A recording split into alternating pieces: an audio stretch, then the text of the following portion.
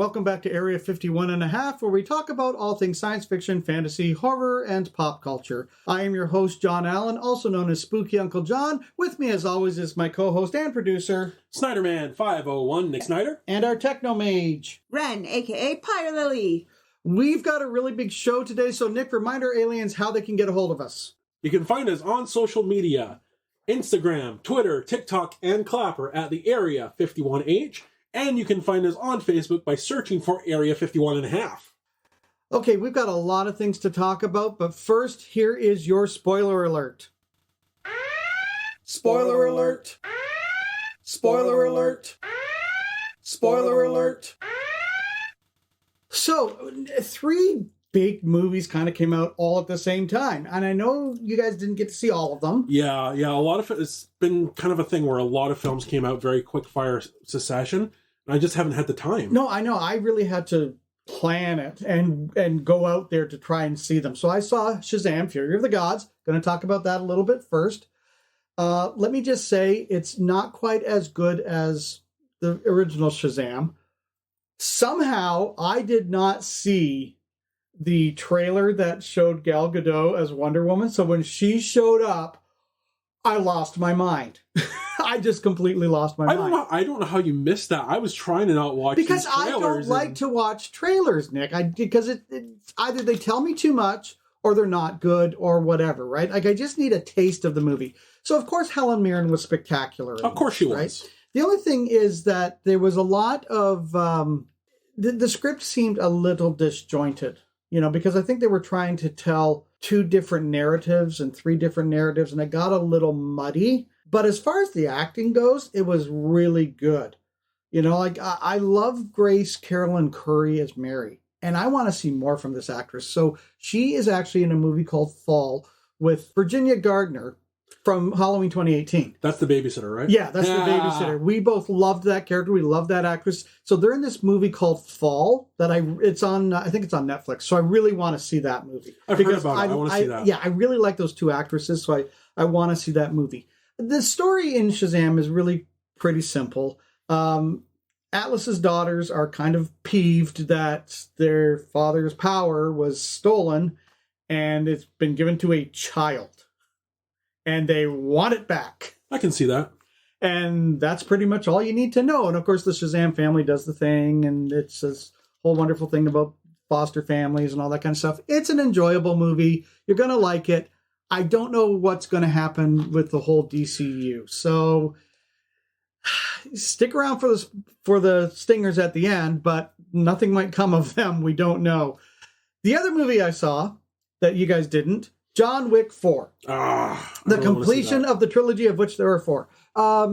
It's a John Wick movie. What can you say about it? It's full of over-the-top ridiculous action, which I know in past podcasts I have said I don't like action movies for this very reason. Unless it's John Wick, because the choreography is so amazing in these fight scenes. The thing, okay, so not seeing John Wick 4, but going off the other John Wick movies, they aren't just good action films. They're pretty movies. Yeah. They look gorgeous. Yeah, and they are so much fun to watch. But what took me out, there is something that did take me out. And they do this in movies all the time, and I don't know why they do it. Because you sit there, even if you are a hardcore action fan, there's no way that you can't sit there and say that a person could survive these massive falls where they hit something and they bounce off of that and they fall down. Like, he'd be dead. And, you know, you and I have talked about action films, and I've told you what I like the action films where they're big and bombastic because they don't take place in this world. It's a different rule of physics. Yeah. The problem I have is where it's a more grounded, realistic action movie, and they still do stuff like that. Yeah. That's the thing. Like, I can watch the Fast and Furious movies all day long and do the stupid physics-defying crap that they do in that because that's that world. But the problem is because you haven't seen the movie. Mm-hmm. And massive spoiler alert. So we've already issued that. Massive spoiler alert. John Wick dies. But not from that frickin' fall. Are you kidding me? Like, no. I mean, I'm sorry. No. Now, I've given that saying, oh, no, John spoiled the ending. John Wick dies. Or is he dead? We don't know. I'm going to say not because they're already talking about John Wick 5. Yeah, so. yeah. So it's just like one of those ruses. But, Ian McShane is so good in these. Ian McShane is great. And Lawrence Fishburne is awesome. And it's just, there's so much fun to watch because it is nonstop action, right? Like you get those moments where he has to, and the acting in it is fantastic, which you normally don't see in a lot of action movies. That's the thing is like these movies have been spectacularly crafted with great performances, great actors. Like I remember John Wick 2 seeing Peter Stormare. I'm like, oh my god, yes! Yeah. Because anything he does is fantastic. Yeah, and Bill Skarsgård as the big bad villain. He plays it so deliciously because he's actually what a lot of these villains tend to be are self-absorbed, arrogant cowards. Yeah. Like he's supposed to have this duel with John Wick, but no, he puts his second in. Yeah. And it's fabulous to watch. I know that some people are kind of like, one of our friends is a little bored with it, and I'm like, you watched it wrong, man. Yeah. Like, well, and at the end of the day, like I'll pretty much watch Keanu. At this point in his career, I'll pretty much watch Keanu Reeves do anything. My recommendation is like if you've seen the other John Wick movies, go see this. If you like Shazam movies are fun for the family. They're not overly great, but they're not really bad either. Like, I mean, Batman versus Superman was not great, other than having Gal Gadot in it. Yeah. And Henry Cavill and Ben Affleck. But I think that you would enjoy it, right? So if I think you're going to enjoy a movie, then I'm going to recommend going to see it. We're not here to tell you whether you should like a movie or not like a movie, but I think people will like these ones. And on that note, Nick, it is time for your pop culture roundup. All right, so it's been an interesting couple of weeks. Number one, we have confirmation that that Disney is doing a live-action Lilo and Stitch. Okay. And they've cast a young girl called Maya Kealoha as Lilo. Mm-hmm. Looks the part, really looks the part. So happy for her. I'm hoping it's good. We'll see. Yeah, don't anybody come at me for this. This has nothing to do with it. I love representation. I think it's great. I just have to make the comment. I don't care, Disney. Stop with your animation is spectacular. Your live action versions of those animations are not spectacular. Could you stop doing it and come up with something new? There are fairy tales out there. Get back to animation. Get back to telling us those stories. Get back to traditional animation. I would love to see an old school, well, not old school, but like a traditional Disney animated film. They can't do it. You want? Let me tell you why they can't do it. For Mary Poppins Returns, they sat there and said, "We're going to have this animated sequence because it's in like they had in Mary Poppins. Penguins dancing and supercalifragilisticexpialidocious, all that great stuff." They sat there and go, "Great, we're going to do this," and everyone went, "We don't know how to do that." And so Disney had to go out and find these old retired guys to come back in and do the animation sequence for Mary Poppins Returns. Huh. But they've all moved into doing it through computers and everything, not the hand-drawn. And that was the problem, right? Is that they didn't have, and these guys were old, and they're like, yeah, we can do this. And they did it, and it's spectacular. It's probably one of the best scenes in Mary Poppins Returns. So I would like them to get back to animation. I think they can do it, but I don't know how they're going to do it because I really don't like the computer animation that looks the same no matter what it is. Mm-hmm.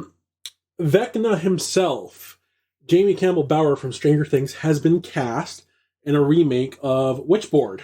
Okay. Yeah. As far as it goes, I've only seen Witchboard a couple times. Remembering that main villain from Witchboard, that's a good casting choice. Yeah, Julian Sands played it. Yeah, that's a good casting choice. And as he played creepy, really. Like, even though he's got the prosthetics on, he played a really good creepy SOB as Vecna. This is one of those ones that Witchboard is kind of in the cult status of horror movies. So I think that it could easily come up to a remake. Yeah, well, that's the thing. Like, I I think it's a movie that has a really good premise that could work with an update. Yeah. I think that's fine. Doing a remake of something like that's fine. Yeah. And yeah, I would like to see Jamie Campbell Bower doing more. Mm-hmm. So I am all for that. Yeah, it's going to be interesting. I guess we'll wait till they can release a trailer and we'll trailer trash it. Yeah, exactly. E3 has been canceled this year. Okay, before we get too far in that, explain to people who may not know, what is E3? E3 is the big video game convention where all the big companies announce all their new projects for the year. That is huge. Why has it been canceled? Everybody pulled out. Everybody. You got Nintendo, you got Sony, Sega, Microsoft. All the big companies have pulled out this year. Wow. Did they say why? There hasn't been really a notice given, but the fact of the matter is I think a lot of these companies no longer really rely on E3. Like if you look at Nintendo, they do a Nintendo Direct every few months where they announce their upcoming projects for the quarter. Sony just announces their stuff regularly. So I think maybe E3 is now kind of defunct. Well, we'll see what happens. This was supposed to be the first in-person one since the pandemic. So that's also another thing. Like, I think maybe during the pandemic, the company just decided we don't need to do this anymore. And even then, prior to the pandemic, Sony would back out every so often, Nintendo would back out every so often, and all that. I think this is just kind of the natural conclusion for E3. Well, there's a lot of restructuring going on in the corporate America, especially with Hollywood and everything else, right? So, but the more you restructure like this, the more it leaves your fan base going, what do you got? What's going on? What do you do? I don't know. Like what? And that's kind of the thing. I feel like the companies are looking at their bottom line over the experience, because you could go to these conventions and you could try. But they don't care about our experience. They care about their bottom line. Yeah, I know. And that will, in my opinion, hurt them in the long run, because maybe it should. Yeah. I mean, look. I stopped at the PS3 because it's just unaffordable. You know, for me, like our friend Tim, he wanted me to get a PS5 so I could play an online game with him and the other guys. And I just went, I am not spending like close to $700 that I don't have just to play one online game with you guys that I'm going to hold you back on and suck at. Yeah, I played that game with him. You suck at it. Mm-hmm. There's no other way around it. It's just the type of game where you suck. Yeah. It's like golf. No, I would suck. I would just be like, well, John's parachuted down into the middle of... Oh, he's gone. Okay. Yeah, I suck. I've played it. I suck. It's terrible. I just don't have that kind of money. So, I mean... yeah, I get that. And, like, here's the thing. Once you've got the system and you've got the peripherals, you got an extra controller, you got a headset, all of that stuff, it's going to cost you closer to $1,000. Yeah. Might as well get a PC. Quiet you. The PC master race. Ugh. All right. Well, with that, it is on to our main topic, and it is a delicious one. This is one that speaks to pretty much all generations at this point, I'm thinking, you know, from boomers like Wren's parents to Gen Xers like me to millennials to now I think Gen Z even. And that is Dungeons and Dragons. D&D. Yeah. Now, let's start off because we all yesterday went to a matinee of the movie. Yes, we did. So let's issue a second spoiler alert. Spoiler alert. Spoiler alert. Spoiler alert.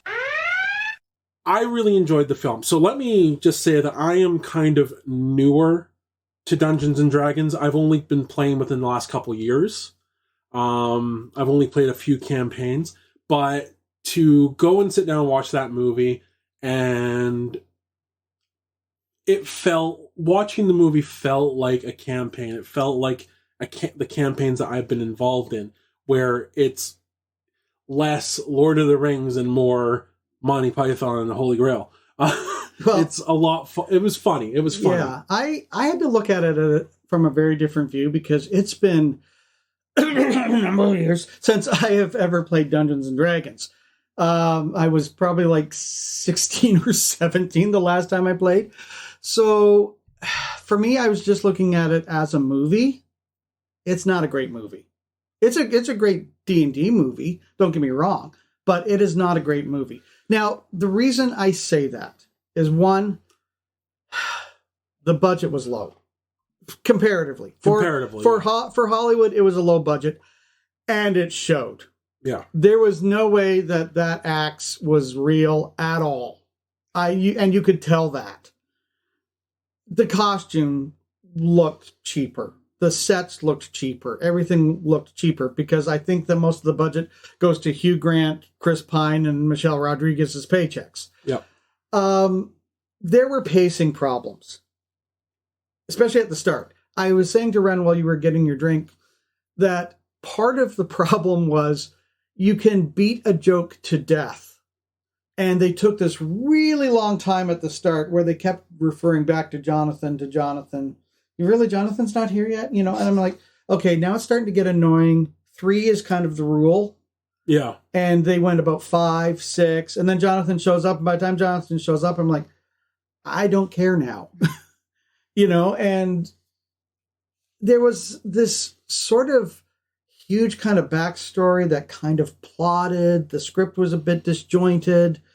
The special effects weren't great. It kind of felt like something they did about 10, maybe even 20 years ago. Well, before the movie, in those preview things, they did say they were trying to bring it back to the 80s and did a lot of the prosthetics and a lot of the... Which is a mistake, I think. Here's the way I look at it. They had CGI in it. Of course they did, because some of the stuff needed it. Yeah. But they also used a lot of practical effects, a lot of costumes, a lot of animatronics. Which was great, because they blended well. To me, what I saw with this film is what the natural evolution of the old sword and sandal films would be today. But I can name a number of those that are even better than this.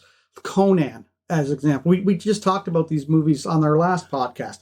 A lot of those ones, like I can tell you dragon movies even from which I can't believe is 20 years old now. Reign of Fire is a better dragon movie than Dungeons and Dragons. Now, don't get me wrong. I don't want to harp on that. I've said the reasons why I don't think it's a great movie. Yeah. Did I enjoy it? Yeah. Once it got going, once it got past the plotting problems, I enjoyed it. Part of why I enjoyed it is because you had a great cast. Yeah. Yeah, the entire thing hinged on the cast. Chris Pine and Michelle Rodriguez really sold those characters. You and I have talked about on this podcast how unbelievable it is to see some skinny little waif of a girl take out Andre the Giant. Yeah. But with Michelle Rodriguez's character, you can totally buy into the fact that she's this warrior woman and she can do all of those great things that she did. And that's kind of the thing with that's kind of the good thing that they cast Michelle Rodriguez, because she's spent the past 25 years cultivating that image. Yeah. So yeah, perfect casting for that. But she also bulked up. You could see that. Yeah. I mean, she was huge. She is totally a barbarian woman. You can see that, right? And it's yeah, of course. And Bradley Cooper has a nice little cameo in it, which a nice little cameo, which I didn't expect. And for me, this was everything. They didn't capitalize on it enough and that was seeing the live action representation of the cartoon from the 1980s Dungeons and Dragons, which aired on Saturday mornings and had a great voice cast, which Wren has pulled up for us. We have Adam Rich. We have Don Most from Happy Days. Adam Rich was from 8 is Enough. We have Willie Ames from Charles in Charge. These were all big kind of actors at the time. Wren, why don't you read us some of the other ones? We have Frank Welker, Katie Lee, Jennifer Darling, Peter Cullen, Sidney Miller. Yeah, but Peter Cullen, I want to mention, played the bad guy. He played Venger. Oh, he played Venger really well. Just talking about Frank Welker and Peter Cullen, those two are voice acting royalty, especially in the 80s. They were everything in the 80s. Yeah. Frank Welker is the man of 1,000 voices, even this. Yeah. He played Megatron in Transformers. He played Freddy on Scooby-Doo. He was in every like there was. I don't think there was an '80s cartoon where you could not find Frank Welker. Yeah. And one of my favorite bits, Peter Cullen, Optimus Prime. Peter Cullen did the voice of the other Mogwai, like not Gizmo, but all the other Mogwai. And Frank Welker did the voice of the Gremlins, which I think that's really neat. But that's what I mean. That cartoon is better than this movie. I can guarantee you that. And that's not nostalgia on my part, because sometimes I rewatch something and I go, oh, why did I ever like this? This is crap. But I have 7 episodes on DVD that I found somewhere, and I would like to find all of them. And I just went, and I rewatched it recently, and I went, this still holds up. This is still really good. And let me tell you, the end credit score has been done by people like Andre Rieu. It's been done by... Really? Yeah, like it's been done by all kinds of symphonies, because it is that rich and beautiful of a score. So it's just one of those things that, like I said, so I thought all we were going to do is see them in the background, right? And I saw them and I was like, oh, that's great. There they go. Like running into the maze. And I thought, oh, this is fantastic. But no, there was more than that. We saw them 2-3 times. And this is what I mean by the missed opportunity. So the heroes that we're following catch up to the heroes from that cartoon, but they're in a cage. Chris Pine opens the cage and then closes it again. For whatever reason, I don't know. This is the bad part of it. And I'm just like, okay. And then the movie goes on. I'm like, okay, so what happened to those guys? Because you can't kill them. Trust me. You cannot kill them. You cannot do something goofy with them, because I would riot. Everybody from the 80s, my age, would totally riot. So they missed an opportunity, because they could have had them still in the cage as a stinger and have Avengers show up with them trapped in the cage. That would have been everything for me. And I would have just loved this movie even more. I did like the movie. I'm not going to say I didn't, but you have to get past those plodding, boring points at the start. The first act, I will agree, the first act was a problem. Yeah, once they got going into the quest, it was great. And acting-wise, Hugh Grant's never been my favorite, but Same. This was Hugh Grant getting a paycheck. He was having some fun, sure, but his performance was nothing more than it's like, I haven't acted in a while, I need to pay bills. Great, let's go. Chris Pine is his usual charming self. Mm-hmm. Michelle Rodriguez is always fine. I like everything. And she always does stuff that is good for her. Yeah. And that always works out. And I like the diversity of it. Overall, I think people should see this movie in theaters. I think that the big screen adds something to it. Yeah. Before we move on into the rest of the D&D, Wren, why don't you tell us about some of the actual references in the movie from the game? So I haven't done a lot of research on the Forgotten Realms world that this is set in, which is also the 5th edition is set in it. But I didn't recognize a lot of the names and a lot of the places that they went. The design of the Underdark was amazing. I don't really like that they made it really like lava filled and stuff, right? But I guess that was like a gnome city, and I always thought Underdark being dark elves and the drow and the creepy but it was, we'll go with it. I couldn't tell if Holga's ex-husband was a gnome or a halfling.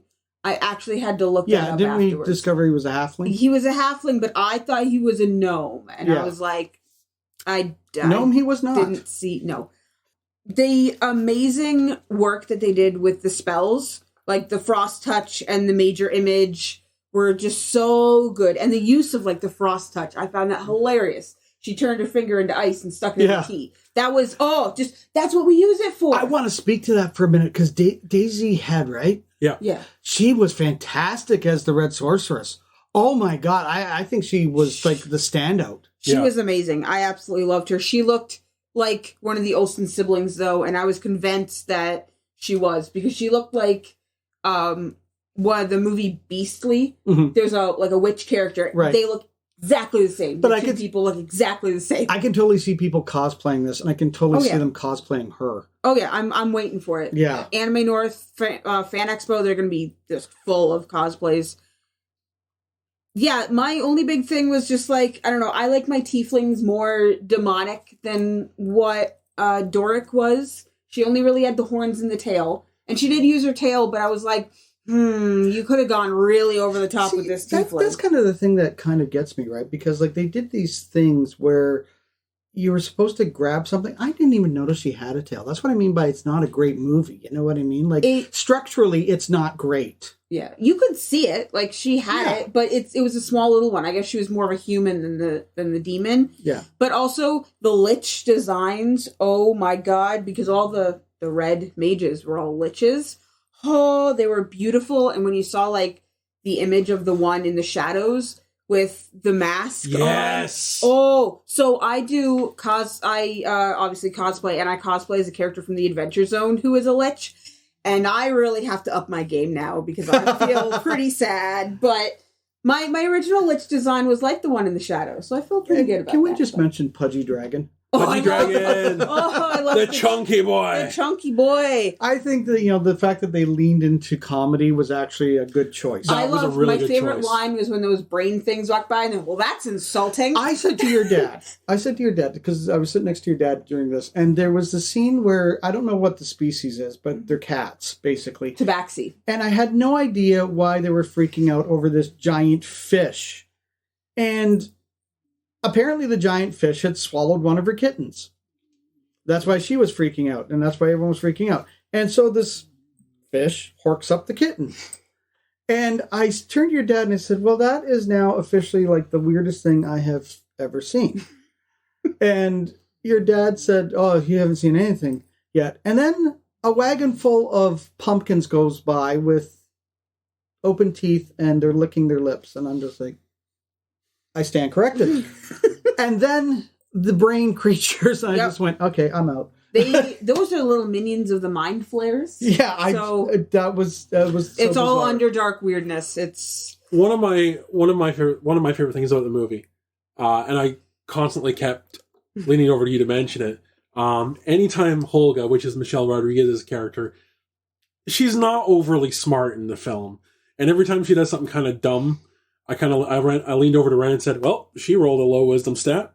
Wisdom is the dump stat for barbarians. They don't need it. Yeah. Come on. But also just one of the most beautiful things that I saw in it was the example of the bardic inspiration. Right. So when he starts singing and then all of a sudden just like the whole mood changes and like Holga was like, oh no, and then all of a sudden just got into it. It was so beautiful because that's what it like how it should be portrayed. There's no magic to it. It's just the bard is like, I can do this thing. And the nice thing is a movie like this is so organically diverse, right? Like you don't have to force it into it or anything like that. You just accept the fact that you have people from different backgrounds playing these different characters, and it works, and it works so well.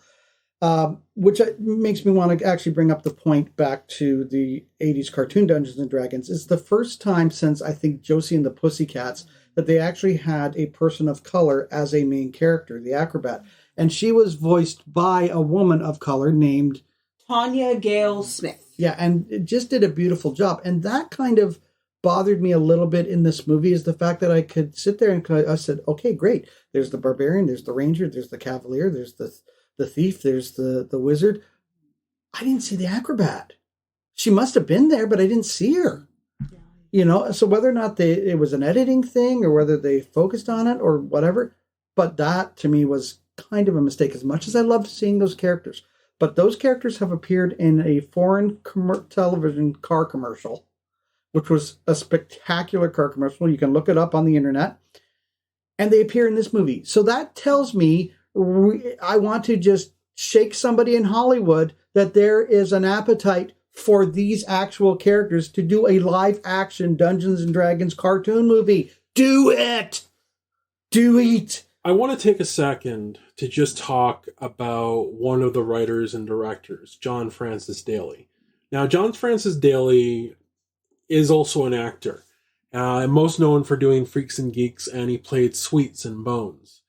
He also wrote and directed, he wrote Spider-Man Homecoming, and he also wrote and directed the most recent Vacation movie with Ed Helms. Oh, I just think it's neat. Writer. Yeah, I think it's neat that... Oh, and Horrible Bosses as well, which I think is probably one of my more favorite modern comedies. I just find it interesting how this guy has gone from an actor to just and he plays D&D, and you can tell he plays D&D from this movie. How he's gone from an actor to being a director and writer for this really nerdy movie. I just love that. I love that. But yeah, overall, I enjoyed the movie. Again, Act 1 was a problem, but Well, whatever. But here we are talking about properties that came from the game. So I think now is the time to let's get into the history of Dungeons and Dragons. Yeah. And man, okay. So just so our listeners know, there is a long history full of minutia for Dungeons and Dragons. I'm not going to go over everything. We're not going to go over everything. This is not the University of Dungeons and Dragons, and we are not your professors. There's tons of videos on YouTube. There's tons of articles online. We're going to try and boil down nearly 50 years of history into this. So let's go. 50 years. I feel attacked. Well, okay, not quite. It's 1974. It was first published in 1974. It's created by Ernest Gary Gygax, based off of a game that he had previously created, which was based off another game that he played. Don't care. Move on. It became popular throughout the 70s, and it led to a separate game called Advanced Dungeons and Dragons. Okay. That's second edition. No, it's not. It's you know what? I'm not going to argue with you. I'm just going to go with what I Advanced read. D&D is normally just second edition. I'm gonna tell you something though. Like the popularity of this. Let's just move forward. Popularity of this 80s. It was the 80s that this really took off. Yeah.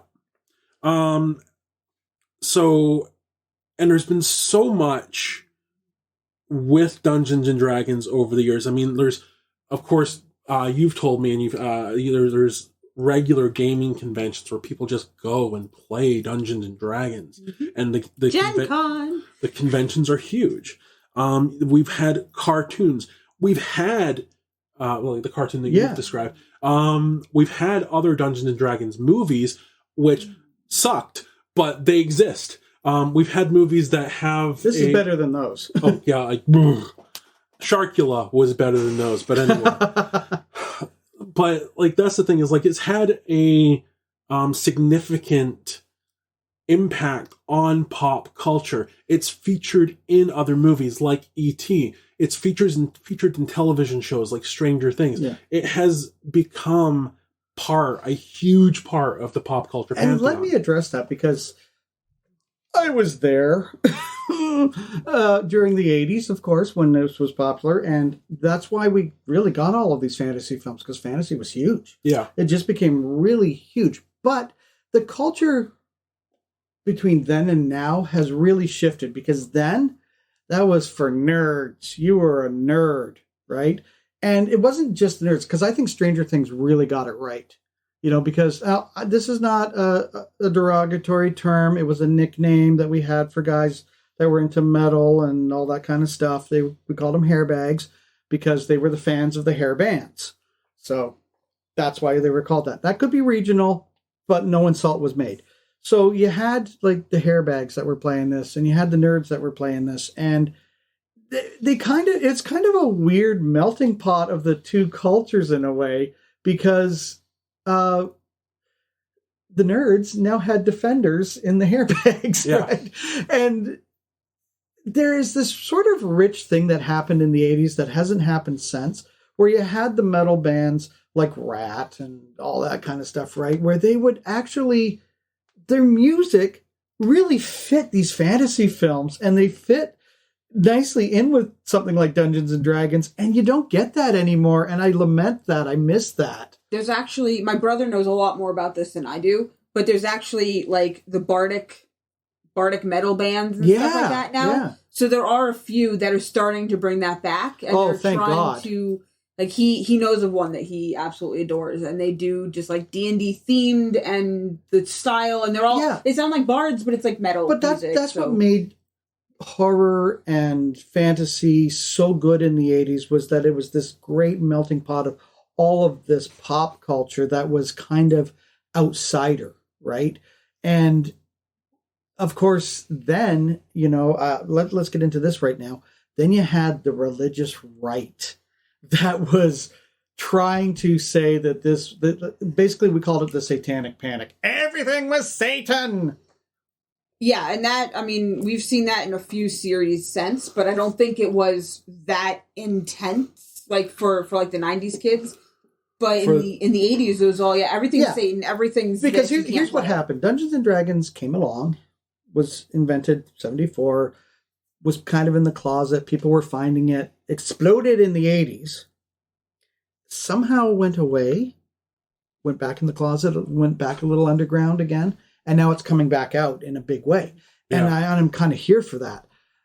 But I think some of that had to do with the Satanic Panic. I think, because I remember going to church and having lectures from my mother and basically stuff that she'd heard about this kind of stuff. Like somewhere there is this, I'm going to use KISS as the example. Somewhere in the mythos, KISS is supposed to stand for Knights in Satan's Service. I've heard that. Does not. It does not. It simply stands for KISS. That's it. That is it. But there again, you have Gene Simmons playing this character of the demon, right? Breathing fire, the tongue. One of the funniest things with the Satanic Panic kind of thing, my parents have been playing D&D since it came out in 1974. My dad is a member of the religious minister group. He was a monk and played D&D with other monks, and they were the most bloodthirsty people I've ever heard of, which always, whenever people are just like, oh, religious people didn't like it, I was like, are you kidding me? Like, they loved pretending to kill One of the characters you can play in D&D is a cleric! Yes, it's... So, just talking to your dad for a second, your mom and dad have the original white books. It's this 1976 edition. Yeah. So it was like the 6th or 7th printing. But yeah, we have them. They're upstairs. We have that. We have Advanced, the D&D 2. We have the 3rd. We have 3.5. We skipped over 4 because 4 was garbage in our opinion. Yeah. And now we have 5. There are things for parents to be concerned about. And this is what really kind of got me, is that I'm thinking back, I'm going, so parents are concerned that we're playing Dungeons and Dragons, that we're doing all these satanic things, which we weren't doing. We're instead of sitting there realizing, where's Johnny? Oh, he's with Chris and Ted playing Dungeons and Dragons. He's completely safe. They're not on the streets. They're not shooting up heroin. They're not drinking themselves into blindness. They're just playing a board game. Yep. I mean, of all the things to be concerned about, those were the things you need to be concerned about, Well, I remember, I don't remember, but I know back in the 80s they had that advertisement, it's 10 o'clock. Do you know where your children are? Yeah, downstairs playing Dungeons and Dragons. Go away. Yeah. But, that's the thing, right? Like, here is an organized game that takes hours to play, and people are worried that their kids are going out and getting in trouble with this game. Yeah, right. Come on. The only thing that Dungeons and Dragons could have maybe had a detrimental effect on might have been your GPA because you weren't doing your homework because you were building a campaign. That and eating too many snacks. Yeah. That's it. Which brings us to today. They're still doing that. Yeah. But it's just amazing because let's talk about how this game is played. As I just mentioned, you have to have a dungeon master who creates a campaign. You've seen it on Big Bang Theory, I'm sure. Yep. Now mind you, we're not going to be like Wolowitz and be like Al Pacino. It's like, you get to play D&D, you get to play D&D. You're not going to do those imitations. But I mean, the way that it is structured, the dungeon master has to build a campaign. And he has to basically be able to improvise because he doesn't know what dice are going to be rolled or what choices the characters are the other players are going to make. So Wren has DM'd a couple of my games now. I think they're a fantastic dungeon master. I was trained by a really good DM. That's the only way I did it. But yeah, it's a lot of fun when you have a good dungeon master. Okay, so let's start from the start. So let's not worry about a dungeon master creating a campaign. We know that has to happen.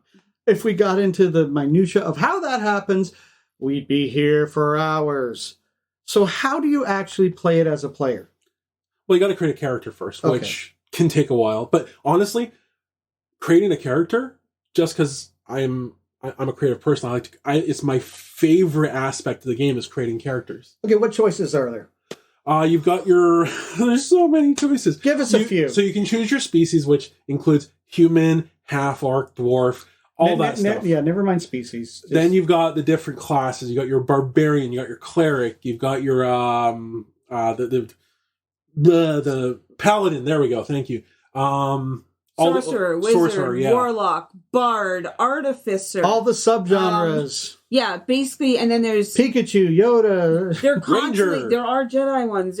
They're constantly adding on new with all these new books and editions, and then there's the homebrew, and that's a whole other thing. And so basically, you pick a character. Yeah. You And can you make roll- whatever you want. And you can actually buy little characters to paint, Oh yeah, right? Like, you can make them. That's become one of my new favorite hobbies. You can get them designed online on websites and print them out. You can buy them at all kinds of hobby stores. Like they're all over the place.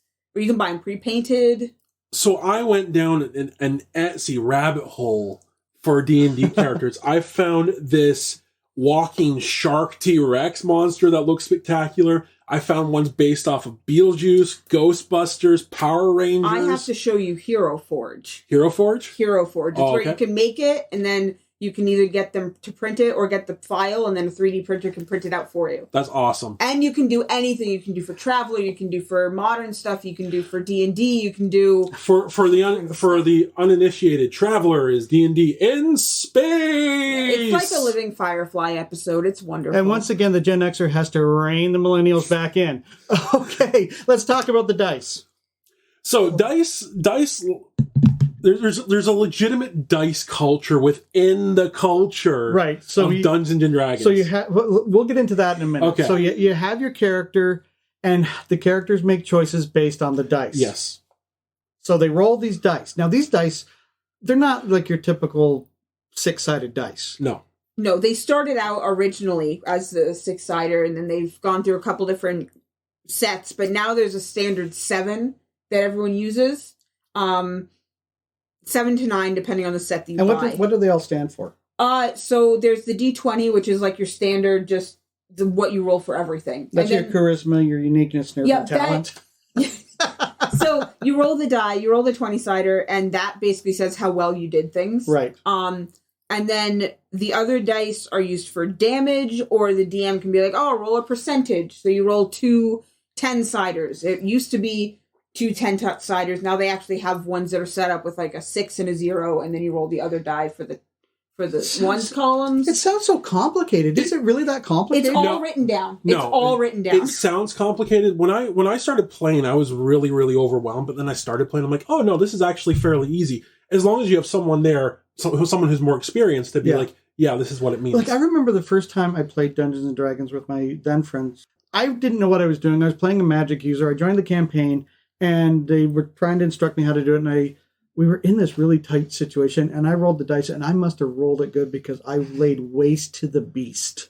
That was just like I took it down by half of its points, and I'm just like, magic! Yes! Speaking of which, let's just go off on a little tangent here. Speaking of which, Dungeons and Dragons was so popular that I don't think without Dungeons and Dragons, like there were tons of board games that they put out in the 80s. Hero Quest, The Dark Tower, which Orson Welles did a commercial for. Just to name a couple of them. There were all kinds of these fantasy games. And then the card game that came along later, Magic. All of it is based on Dungeons and Dragons. And of course, Dungeons and Dragons is based on The Lord of the Rings and The Hobbit. Yeah. In fact, to the point where in the first series, the first set, they would call them hobbits and stuff. And then Tolkien got a hold of it, or Tolkien's estate, whichever one, got a hold of it and said, hey, you can't use that word, which is why halfling is now used. Right. And ents are no longer used. They have to be something else. Because tree creatures. Yes. Yeah. Shrubbery. So, yeah. A shrubbery. So, I mean, the dice, of course, stand for your skill level, your wisdom, your... You use the dice to help determine that, Yeah. and then also just determine how well you do something in the game. Right. And So how much damage as you you're do. going through the game, the dungeon master then says he sort of paints he or she or they paints the picture for you, right? Mm-hmm. So you're coming up and the dungeon master might say something like, you approach a citadel that has a closed portcullis. What do you do? Roll initiative. Means that it's time to fight. So Why would you fight a closed door? Well, it could be a mimic. There could be things jumping out at you. There could be things from above. It's all prep. Yep. Yeah. It's all prep. Could Well, be nothing, and the DM just wanted to mess with you. the one that you had us do, where it was basically a murder mystery type thing, right? Yes. Oh, though this was It so was good. so good. It was so good. And it led into the basement, and there was this eldritch horror that was trying to kill us. And I wasn't expecting any of this. My attention has been got. I Yeah. still have it. If you want to do it, we'll do it again. It Yeah, changes every time. Listen, it's been like, I think the last time I played D&D must have been like, well, it was certainly, between 16 and 18, somewhere in there. So, yeah, like if you guys want to reintroduce me to it, I'm down for it. Oh yeah. Excellent. But with going back to the whole dice culture thing, though, dice there are dice out there that are basically like status symbols within the culture. When we went to, You can't call yourself a D&D fan if you don't have this status. let me tell you, when we were at Toronto Comic Con, there were dice sets there were like $50 to $400. Yeah. $400 for a dice, and they're complaining about $1,000 for a computer system, But basically. they're made out of gemstones. Yeah, you like don't roll them, you buy them, and then they look pretty. And I want a set so bad. Okay, do you want to set more than you want to eat? Yes. Maybe. See, like I have my what I call my fire set, which is a little dice set that looks like it's on fire, and I'm very happy with that. It cost me $13, Yeah. and I don't need anything else. And Wren got me a little dice bag, this Ninja Turtles dice bag, and I'm very happy. But there are people out there that just collect dice. You're getting so excited. Be careful. You might smack the dog. Listeners, because it's not visual, we have Wren's dog here, Sadie. She's taking a nice nap in a Spider-Man blanket, and Nick almost cuffed her because his hands are just flailing all over the place. But like some of these, like there's bone sets that you can get, not made of actual bone, but That'd be cool if it were. yeah. Oh, But, like, you can get them made of actual bone, yeah. Oh, but like there's metal sets you can get. There's all sorts of different. You mentioned the gem sets. Like there's so many different You can ways. get ones with spinny things inside. You can get ones that have glitter inside. You can get ones with. I got some with mushrooms. Glow in the Right. dark. I have glow in the dark ones. There was ones I saw that had like little tiny stones inside them. Like they're really creative with the dice that they can make.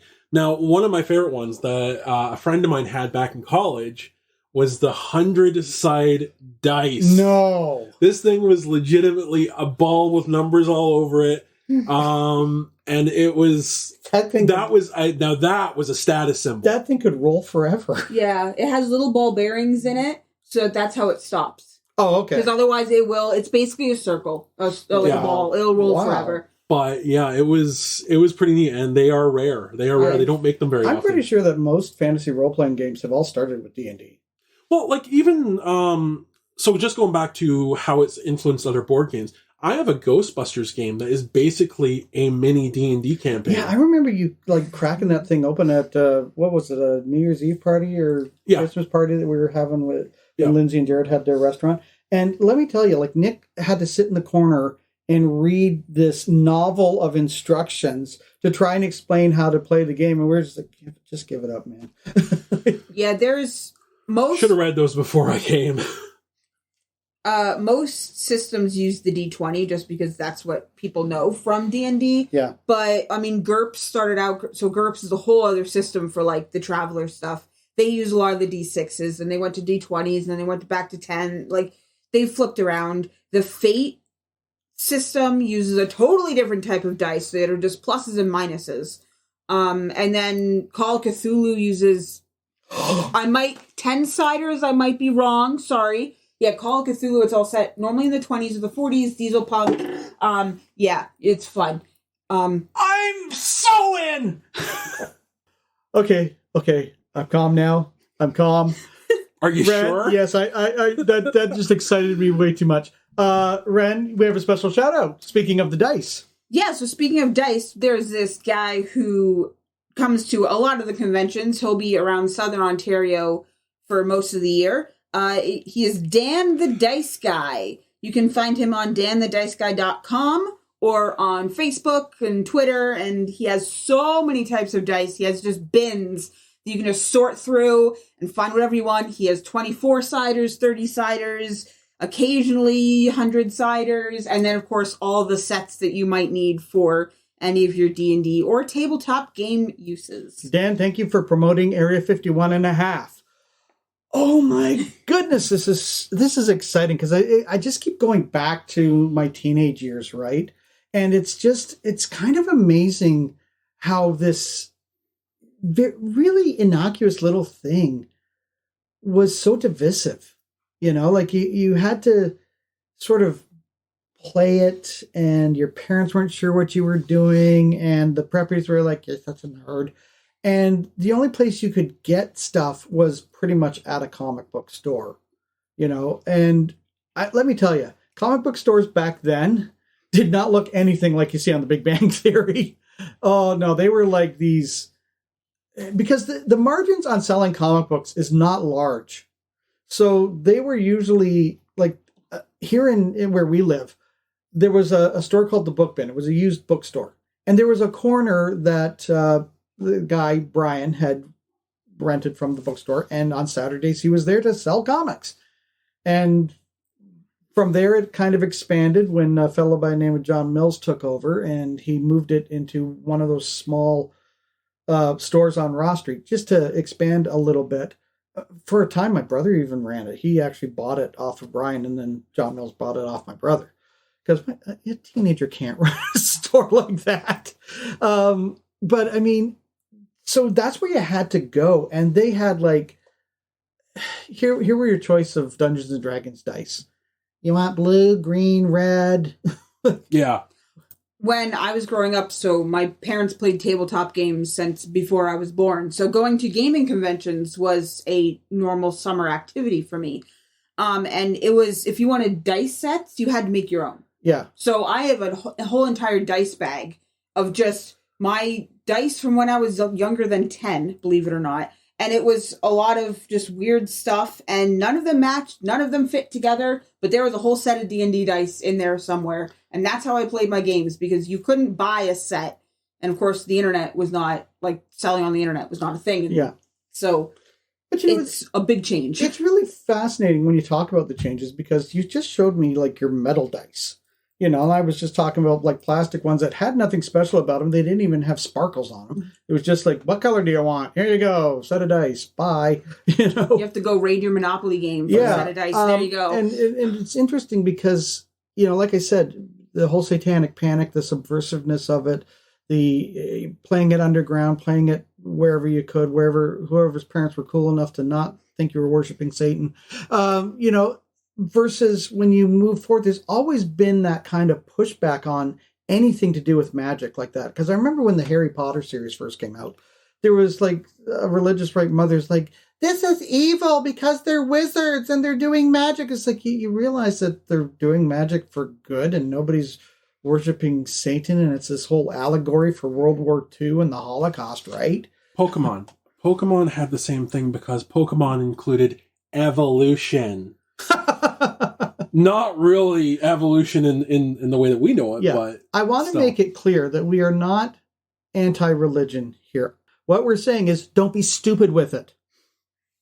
Educate yourself, learn what you're discussing, and then make a judgment on it. Yeah, you can have all the faith you want, but don't come at your kids because they're playing a game. Yeah. So, and let's talk about kind of the impact that D&D has had on people versus other games. The thing about D&D is you eventually have to walk away from it. You have to walk away from the table because you're sitting there playing with friends. You don't all live together, and you have lives. Saturday night's over, time to go home. No, when you're a But- teenager on the weekend, you have no life. Well, okay, fair. But now you look at games like World of Warcraft, as you mentioned to me Yeah. off air. Yeah. There are people that live not just for this game, but live on this game. They get far more immersed in that than we would, because like there were Dungeons and Dragons clubs at school, so you could play either after school or on your lunch break. You can't get into a really good campaign like that on a lunch break. So the D&D club at Zipper School right now. yeah. So yeah, it's still a thing. But I mean, like, that's what the weekends kind of were for, you know? Yeah. Like, you would go over to your buddy's house, you would do the campaign. There's probably something that you would watch on TV first, but, like, you would have, like, these massive sleepovers to play, like, Dungeons and Dragons, because that's what you were going to do all Saturday long. Yeah. Yeah. But yeah, like, just... You've referred to me as a hardcore gamer. Now, I don't see myself as a hardcore gamer because I can't... Compared to you, yes. But, like, I can't sit there and... I used to be able to sit there and play a game for, like, 14 hours on with no stopping. But you grew up. I can't do that anymore. I just don't have the patience for it. Well, mind you, though, compared to me, a 5-year-old's a hardcore gamer. So. Yeah. But, like, that's the thing, is, like, there are other games out there that have come in and kind of taken the role that people perceived Dungeons and Dragons had on people, the influence that it had on people. Yeah, because you see that marriage of the video game and the fantasy realm, right? Yeah. Like, I only had an Atari. It was basically, I mean, it was worse graphics than Minecraft, you know, and you played with the joystick and the one button and yay, and then your brother takes it apart and you never forgive him for it. But as graphics progressed and as video game systems progressed, it seemed like a natural fit to have things that were kind of inspired by the D&D realm. You've got a whole bunch of MMORPGs out there, massively multiplayer online role-playing games. Yeah. I play Star Trek Online, which is based off of the Neverwinter system, which of course is directly based off of Dungeons and Dragons. That is a Dungeons and Dragons video game. Yeah. You've got, of course, World of Warcraft, Warhammer, all sorts of different things. And it gets really easy to just lose yourself in this world, because you're not, with Dungeons and Dragons, you're using your imagination to, like, when I play, most of the time I sit there with my eyes closed because I'm imagining everything that's happening.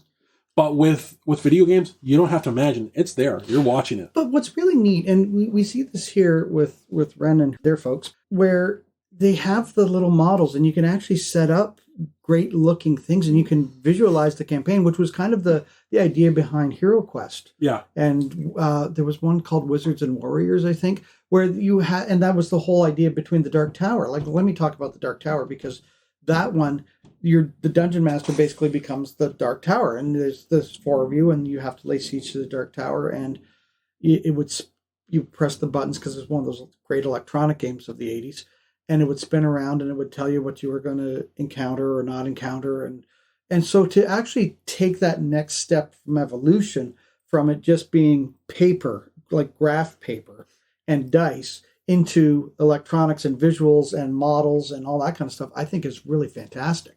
And then there's LARPing, which is a whole other world. Live action role playing. Vampire the Masquerade, the Underworld, I believe, is the one that's around here. It's all D&D. You go for an entire weekend. You camp over. You stay in character, ready to go. Like, I've heard of, like, middle of the night attacks. And you have to be ready, grab your stuff, grab your boffer weapons that are made out of pool noodles, and shoot arrows at people. You know, the funny thing is, I was telling Nick while we were on a brief break, which you'll never hear there, folks in listening land, that I actually did that with Chris and Ted. We actually did, we decided that we were going to go down to the park, and we were going to do an actual campaign where we dressed up as our characters, and off we went.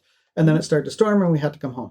But yep, now they do it in the storms. Yeah. And, like, you get I have a set of latex ears that are made specifically for LARPs. You can wear them all weekend without damaging your skin. Yeah, and underneath. But that kind of gets into the fact, one of Tom Hanks's first movies was Maze, which was basically based on all this Dungeons and Dragons. And the whole idea behind this character is that he's losing his mind because he's having a hard time distinguishing between fantasy and reality. And it's a really kind of an incredible film if you can ever watch it. I'm not saying it's a great film because it was really low budget and Tom Hanks wasn't the star at the time. I don't even think he was in Bosom Buddies at the time. No, he wasn't. So I mean, it's interesting to see because again, that movie kind of comes out of the whole idea like, what is this thing that our kids are playing and into? Yeah. Which listen, it was a more innocent time. I kind of get it. We didn't have the internet. We didn't have anything to go on except, people's words. There was still religion going on. So I kind of get it. I mean, we're talking about demons and succubuses and Succubi. All kinds of things, right? So, I guess... I could understand how people saw it that way. Yeah. And I just don't understand how nowadays they see it that way. They're People, just not educating themselves. Yeah, basically people are scared of what they don't understand. And that's what it comes down to. They see a game that is about taking on demons and monsters and they just don't get it. I don't understand you and I'm not afraid of you. I hate you. The stink eye. There's going to be a stank on me for a while now from that one. But just going back to LARPing for a second, because I several years ago, a friend of mine invited me to go LARPing, and I was on the precipice of going. I was nearly there, but they mentioned there was a big communal fire pit with a grill on it. That's where they do the cooking. I'm like, I'm not into that. I'm not doing that. That sounds terrible. But there are some really great movies, and I'm honestly going to say great movies about LARPing. Two of them that come to mind is Role Models with Seann William Scott, a hilarious film, and Knights of Badassdom with Peter Dinklage. Both not necessarily for minors. No. Definitely that one that's a horror comedy. I love that movie so much. It's so funny. And that's kind of the thing is like, I like when they make movies and TV shows about this type of stuff and they lean into the comedy of it. Because again, for me, an enjoyable campaign, I don't like playing it seriously. I like having fun. So just going back to the original D&D on that kind of same thought, you have different things that are based off of. Like earlier we talked about movies and the cartoon, but there's even other shows and books and whatnot, like Critical Role, like Adventure Zone, that people have taken their own adventures in D&D and adapted them into TV shows and books, which I think is really, really fantastic. Well, yeah, like I remember as a kid, I used to really like. They're not really D&D, but it's kind of based on the same idea. The book's called Choose Your Own Adventure. Yeah, which is a Canadian invention actually, which I love. So, but there's even an entire site of TikTok that is D&D TikTok. One of the guys I follow is Roll for Sandwich, where his whole shtick is he uses the D&D dice to decide what's going to be his sandwich. So he rolls for his bread type, he rolls for his meat, his sauce, his veggie, all that stuff. And I think that's really cool. Sometimes it's really awful. Like, he shows himself eating this stuff. Sometimes it's not good, but whatever. It's fun. It's fun. Yeah, they did an episode of Big Bang Theory. It wasn't D&D related, but Sheldon just uses dice to make all of his choices. And I remember it because he goes, and now I'm going to stay right here. That's hilarious. I do remember that episode too. But there's restaurants where you can go and you can roll dice to decide your burger. I am very, very, very mildly obsessive compulsive on certain things. One of the things is, gentle listeners, aliens. I am a germaphobe. That comes from working in home health care as I did. Sidebar, just got over my germophobia because I got out of doing home health care and then the pandemic hit. So that'll teach me. So I don't know that I would be comfortable rolling dice to choose my food. Fair. But yeah, like I think I like that. I would love to try something like that just because it'd be fun for me. I like that. But I'd be willing to try it, but money is so hard come by that I'd be afraid. I would be so afraid of getting something that I would absolutely be distasteful. The one place that I go, it's a sheet, and you can fill it out, and it's like, oh, I can't have that because I'm allergic, or I just really don't like it. You can change it. It's not like you're stuck with it, but there's a sheet, and then you get to name the burger and everything, and then when it comes out, they have a little, like, sign and a little name tag in it and stuff. I'm down.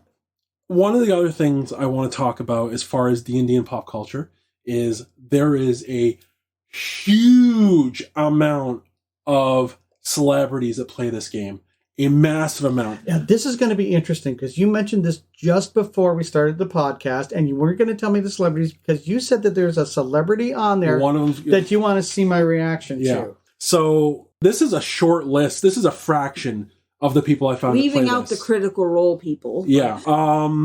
But yeah. So to start the list off, Drew Barrymore. Okay, I can see that. You have people that you sit there and go, yep, I know this person plays D&D. So you got Stephen Colbert and Terry Crews. I didn't know Stephen Colbert played D&D. He is a massive nerd. Nerd ever. He's got a cameo in The Hobbit. Yeah. Was it The Hobbit or Lord of the Rings he was cameo The Hobbit. The Hobbit, yeah. Yeah, he's the biggest Lord of the Rings That's nerd. awesome. He's hilarious. A giant nerd. This is the one. Dame Judi Dench. Yeah, there you go. Cool. That's not where I thought he was going. I thought he was going to be choosing like somebody that I really am excited. I saw that. I'm like, wow. That's... Yeah, I know, but I thought it was going to be somebody like that really speaks to me. That I'd be like, no, but it's like, in a way, I can kind of see it. There's a couple others. You know why I can see it? Because from what I've seen of Dame Judi Dench, is that she's really a really wonderful gran, as they call them in Britain, grandmother to her grandchildren. Mm-hmm. And she does these things where her grandson will Zoom call her or whatever. I think they started doing it during the pandemic, where he'd say, "Hey, Gran," and he'd tell her a joke, like a riddle, like what, and she'd go, "No, just a minute," and she'd figure it out, and he's like, "Every time," and he can't fool her. So I can see her. I can actually see that. Now, another big player, pun intended, is the Big Show from WWE. I knew that. Yep. Yeah. Vin Diesel, and you mentioned Vin Diesel did the forward of the D&D 5th edition. Yeah, that's awesome. So he has a whole big page. I can never pronounce his name. The guy from True Blood played the werewolf, Joe Manganiello. Yeah, I can never pronounce that last name. He's another one that plays that, and he's got a TV show coming out as well. He's doing the Dragonlance. That's awesome. John Favreau, which doesn't surprise me at all. No surprise there. I'm pretty sure that him and Dave Filoni are just playing Star Wars D&D and just adapting that into The Mandalorian. Yes. James Gunn, of course. Of course, James Gunn plays Dwayne Johnson. Now, here's another one that I think will get your attention. I kind of expected it, but Stephen King. Yeah, no, that doesn't surprise me. Yeah. Steven Spielberg. Mm-hmm. Maybe a little. Maybe that surprises me a little. I mean, to an extent, no for me, because he of course integrated D&D and ET, but he's also a master storyteller. I can imagine Steven Spielberg being the best DM that ever DM'd. No, out of everyone that you listed, it's like, wouldn't that be just awesome to have Stephen King be your dungeon master? Yeah. Nobody would survive. And the biggest surprise, the biggest surprise that I found on this list of famous Dungeons and Dragons players, I was so shocked. Will Wheaton. Oh, yeah.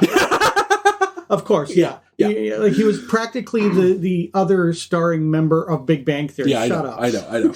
So yeah, that is just that's just a fraction of the list I found. They actually did an episode like that with some of these actors where they were playing, I don't know if it was Dungeons and Dragons that they were playing, but they were playing a game with all these other celebrities, and William Shatner was there, and Joe Manganiello.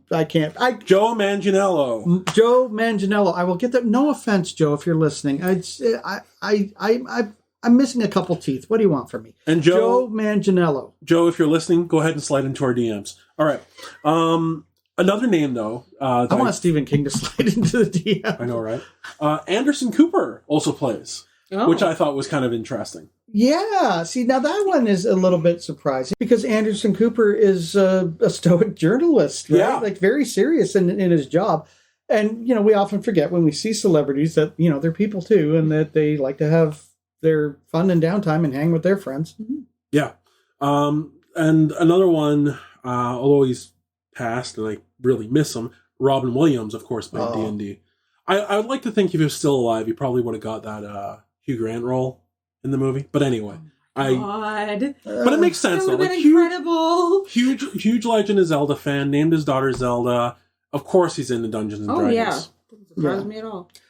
Well, on that note, folks, that is all the time that we have for this episode of Area 51 and a half. Nick, remind our aliens how they can get a hold of us. You can find us on social media, Instagram, Twitter, TikTok, and Clapper at the Area 51H. And you can find us on Facebook by searching for Area 51 and a half. Don't forget to like, follow, and subscribe, and check us out on YouTube by looking for Area 51 and a half. Thank you for joining us on our landing pad, aliens. For Wren, Nick, and Spooky Uncle John, we are signing off from Area 51 and a half.